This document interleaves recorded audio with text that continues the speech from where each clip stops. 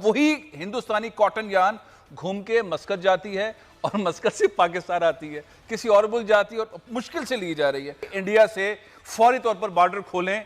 रजाक दाऊद साहब को उन्होंने गुजारिश की है, वो वज़ीर आज़म से बात कर रहे हैं, बॉर्डर खोलें और फौरी तौर पर इंडिया से ट्रेड करें। इसका बैकग्राउंड देख लें कि इंडिया की गवर्नमेंट ने पाकिस्तान की हर चीज पे कंट्री स्पेसिफिक 200% ड्यूटी लगा के तमाम किस्म की ट्रेड बंद कर दी।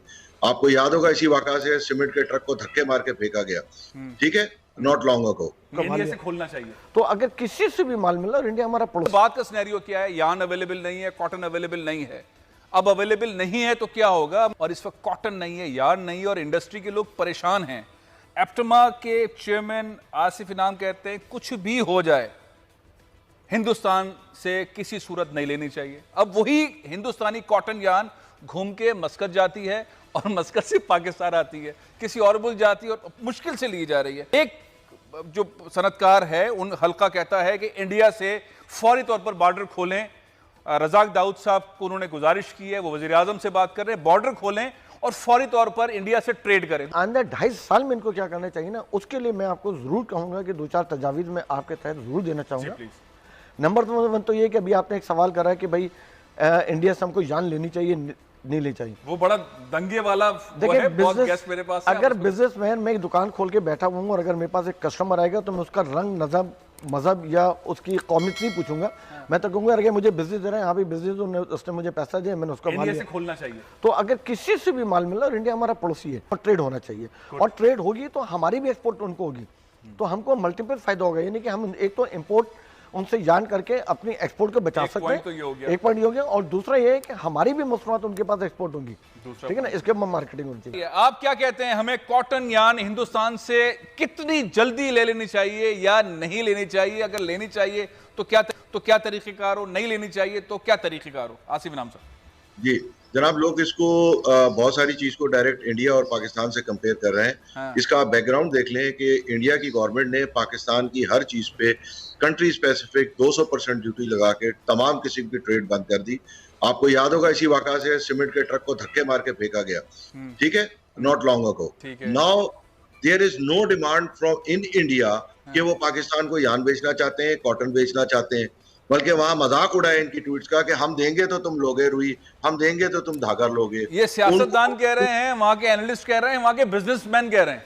अगर वहां का बिजनेसमैन ये कह रहा है कि मैं नहीं, देखिए जो वहां पे एक बहुत बड़ा अनफॉर्चुनेटली एक्सट्रीमिस्ट गवर्नमेंट है और एक्सट्रीमिस्ट तबका है, उनको आप एक नॉर्मल आदमी या नॉर्मल बिजनेस से नहीं डील कर सकते। आप मुझे बताएं ये कौन सी दुनिया की दुकान है जो $1 अरब का पाकिस्तान से माल खरीदती थी, $8-9 अरब का बेचती थी, उसमें अंडर ओवर भी लगा ले तो पता नहीं 10-11 पे पहुंच जाता था। तो उसने 11 अरब का छुरा अपने पेट में मार लिया कि पाकिस्तान से 1 अरब का माल नहीं देना। अच्छा, अब ये आपकी बात जो समझ आई वो ये है कि हिंदुस्तान से हमारी इंडस्ट्री डूब जाए, हमें एक्सपोर्ट के मसाइल आ जाए, हमारा एक्सपोर्ट जो अपॉर्चुनिटी, हमने जितनी अपॉर्चुनिटी से अपने आप को फैलाया वो अभी हम ना फैलाएं, हम इंडिया से किसी सूरत कॉटन यार्न न लें।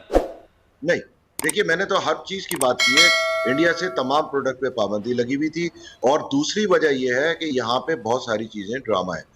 देखिए 48 सेंट की कॉटन 96 सेंट हो जाती है, 96 सेंट जब हो गई तो उसके अंदर सलामत अली साहब मेरे साथ इस वक्त मौजूद है, सेंट्रल चेयरमैन मैन्युफैक्चरिंग एसोसिएशन। मैं आपकी तरफ आता हूँ, आसिफ इनाम साहब कहता हूँ, चौधरी सलामत अली साहब कौन है, फैसलाबाद की टेक्सटाइल इंडस्ट्री को, बल्कि पूरी पाकिस्तान की टेक्सटाइल इंडस्ट्री को लीड करते हैं। आपने सुना होगा आसिफ इनाम साहब जो कि चेयरमैन एप्टिमा के, वो कह रहे हैं किसी सूरत इंडिया से नहीं हो सकती। मेरे साथ राशिद अहमद सिद्दीकी साहब थिंक टैंक को चलाते हैं, कराची बिजनेस फोरम के सदर हैं। वो कहते हैं कारोबार फौरन होना चाहिए, किसी के साथ भी होना चाहिए, इंडस्ट्री को, ट्रेड को आगे बढ़ना चाहिए। आप क्या कहते हैं? आप सबसे सीनियर हैं, आप क्या कहते हैं, ट्रेड इंडिया से होना चाहिए या नहीं?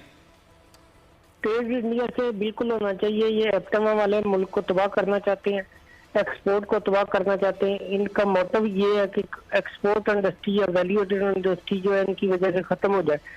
एक्चुअल प्रॉब्लम ये है कि इनका प्रॉफिट और मार्जिन जो है वो बहुत ज्यादा है। इंटरनेशनल मार्केट के मुताबिक अगर धागा में पाकिस्तान में मिल रहा है या हमारी स्पिनिंग मिलें दे रही है तो फिर तो कोई प्रॉब्लम नहीं है। ठीक है।